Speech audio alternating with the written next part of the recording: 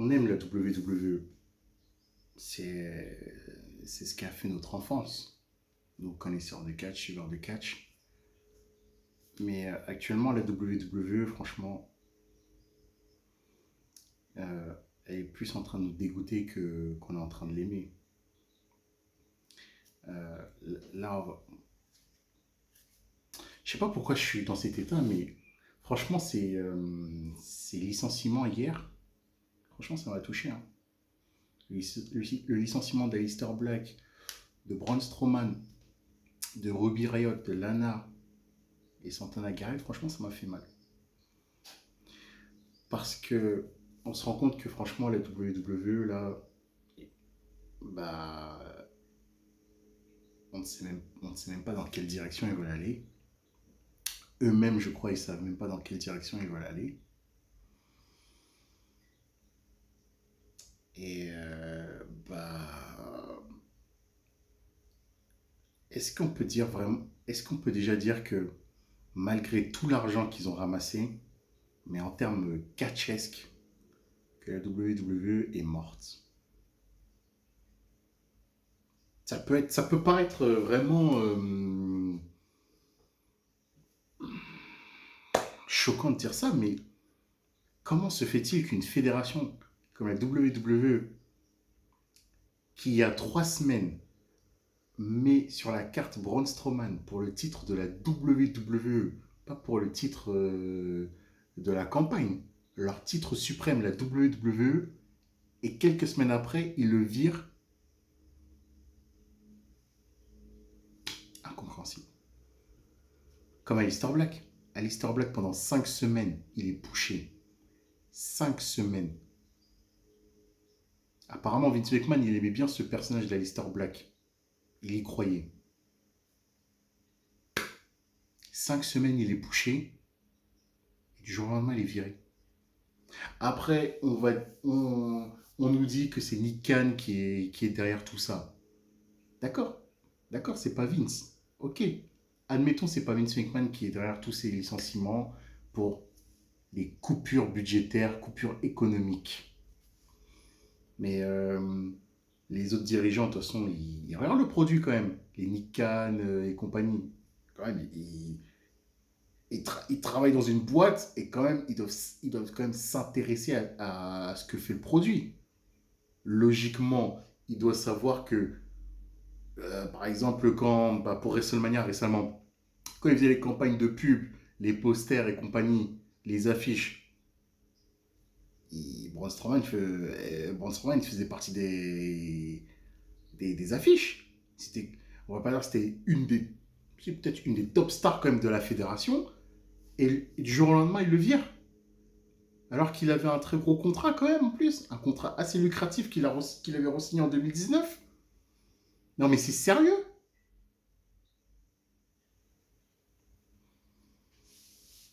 Comment tu peux virer des gens qui étaient en plein push?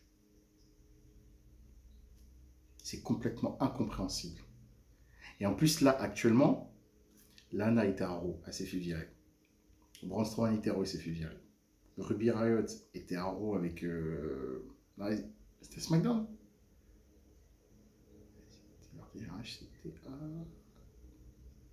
C'était à Raw. Elles étaient à Raw. Et bah, virer ce genre de star qui était mise à l'écran, bah, ça faiblit encore plus le produit parce que là, actuellement, déjà, on se demande il y a combien de main eventers à la WWE, il y a combien de mid-carders. Et là, le roster, là, il se rétrécit, et là, ça commence à devenir problématique.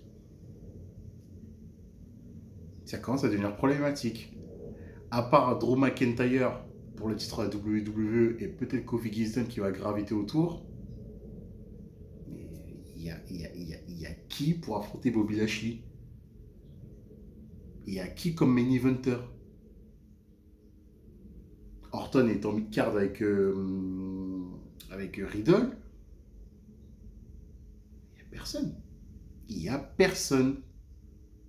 C'est pour ça que, franchement, là, depuis hier soir, quand j'ai vu cette vague de licenciements, mais franchement, là, j'ai vraiment peur pour la WWE parce que là, actuellement, À chaque fois, Stéphanie, au niveau de sa com, ils nous répètent qu'ils veulent devenir le Disney, le deuxième Disney, comme Disney. Mais déjà, certes, vous faites de l'argent à côté, c'est bien. Vous faites du bénéfice, vous signez des contrats lucratifs et tout. Mais n'oubliez pas votre ADN de base. Votre ADN de base, c'est quoi? C'est le catch. Et là, actuellement, il faudrait peut-être se poser la question, mais là, il n'y a plus de catch. Il n'y a plus de catch. Et franchement, ça fait mal. Franchement, ça fait mal, ça fait mal. Ça fait vraiment mal que tu te dis que ils vont peut-être pas faire, ils vont peut-être pas finir comme la WCW en 2001 qui a vraiment fait faillite, qui a dû qui a dû mettre la clé sous la porte. Mais eux, moi je veux dire en termes de pur et dur en termes de catch, il n'y a plus rien. Il n'y a plus rien. Il n'y a plus rien du tout. À part NXT qui nous fait bander, et à part Roman Reigns à SmackDown qui nous fait bander, et après il n'y a plus rien. Même Drew McIntyre ne nous fait plus bander. Drew McIntyre c'est déjà fini. C'est bon. Il faut dire ce qui est. On en a marre de Drew McIntyre. Et je l'avais dit lors de ma review de Raw. Ceux qui ne l'ont pas vu, vous pouvez la checker sur ma chaîne. La mauvaise personne avait gagné pour affronter Bobby Lashley. Ils ne savent plus booker. Ils ne savent pas où ils vont. Et on ne sait pas où ils vont. Pour moi, c'est clair et net. Malgré tout l'argent qu'ils sont, tous les bénéfices qu'ils font, tout ce que vous voulez, oui, on est beau, on est toujours les numéro un. Le, le catch à WWE est mort. Et en plus, le mois prochain, retour des fans. Là, j'ai encore plus peur pour la VE. J'ai encore plus peur.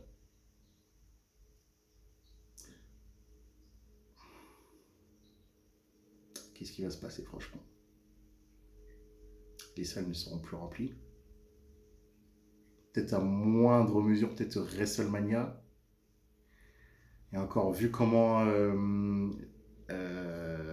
les storylines et vu comment prend la direction de la WWE, on ne sait même pas où ils vont. Comme je le répète encore et encore. Et ça fait mal, hein. Heureusement qu'on vit dans une ère où on a beaucoup d'alternatives. La Ring of Honor, NWA, WOW, AEW, Impact. Heureusement on a plein d'alternatives. La New Japan pour les vrais, les hardcore. Mais parce que la WWE, franchement, bah c'est. Voilà, bah oui. C'est triste, hein. C'est triste à dire, mais c'est comme ça. C'est triste, hein. Franchement,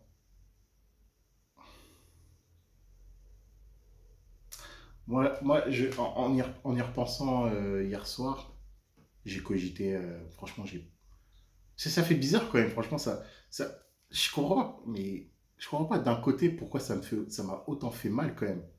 J'étais dans un bon mood hier soir et quand j'ai vu cette news et tout, après quand j'ai checké aussi les, euh, les autres youtubeurs de catch et compagnie, à droite à gauche aussi les gens qui parlent. Mais moi franchement aussi ça m'a fait vraiment mal quand même. Franchement, ça veut dire que plus personne n'est intouchable par Roman Reigns, John Cena et Orton, Becky Lynch, Charlotte, Bailey, Sasha Banks, entre guillemets, tout ce noyau-là. Mais plus personne n'est intouchable. Plus personne n'est intouchable. Ça veut dire que demain, on peut lire une news et dire, bim, la WWE a viré Sheamus. Comme ça, normal. Ça fait peur, ça fait flipper. Franchement, ça fait flipper. Et,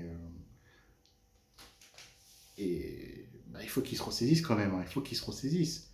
Mais est-ce qu'ils vont vraiment se ressaisir? C'est ils creusent leur propre tombe d'eux-mêmes en plus. Ils creusent leur propre tombe d'eux-mêmes. Mais ils disent que c'est pas, ils se disent, de toute façon, ils se disent que c'est pas grave. Ils sont pieds sur la table, tranquillement, en train d'endormir les investisseurs parce qu'ils savent que les investisseurs, ils ont leur confiance parce que depuis des années, ils se gavent, ils se gavent d'un côté grâce à eux et ils gavent aussi les investisseurs.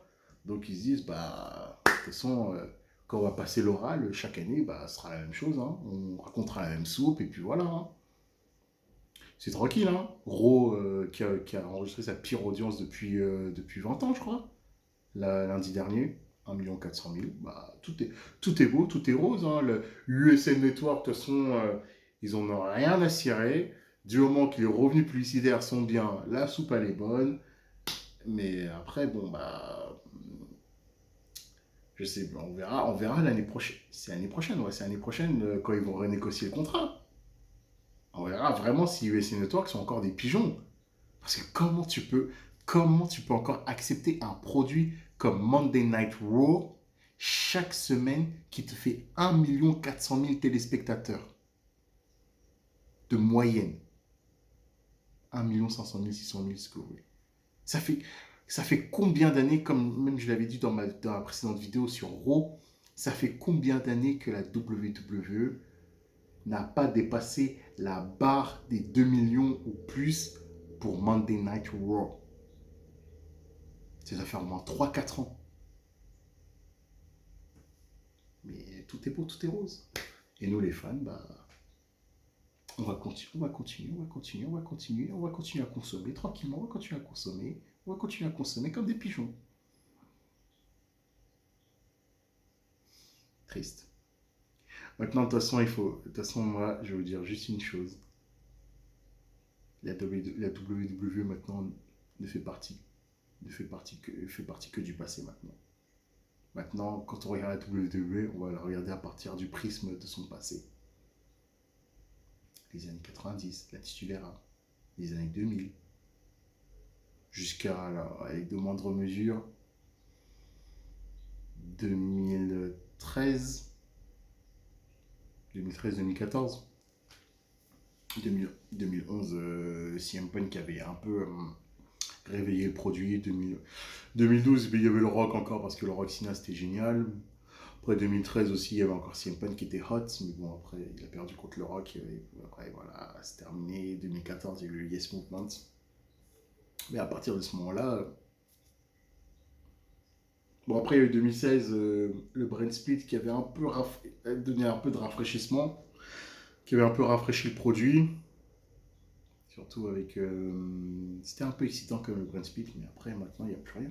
Franchement, il n'y a plus rien. Chaque semaine, on s'ennuie. Raw, c'est la même chose. Et puis voilà. Et ils virent des. Et virent des potentiels main eventers. Et puis voilà. Le monde est beau, tout est rose. Mais des heures sombres arrivent à la WWE. On parle de. Il y a des bruits de couloir qui parlent de. Peut-être Vince qui veut vendre. On parle de rachat. Et bah, si dans les années à venir, il y a rachat,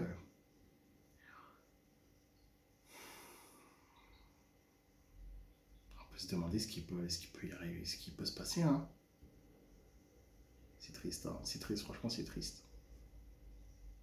Pourquoi, franchement, Vince McMahon, tout simplement, il prend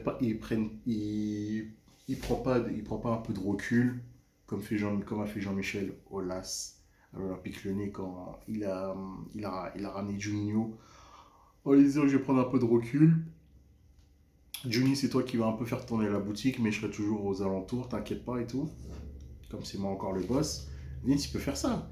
Il peut dire ça. Il peut dire bon, Steph, c'est toi qui reprends le business, on va dire les négociations avec les investisseurs et tout le tralala, tout ça, là, blablabla. Et Triple H, toi, tu t'occupes de la partie booking, catch, pur, Raw, SmackDown, NXT. Tu fais ton équipe et tu bookes les shows, tout simplement. Et Nick Khan, bah oui, Nick Khan, lui, il est là pour assainir les comptes et voilà, tout simplement. Mais là, on- c'est l'inconnu. Voilà. Voilà, voilà.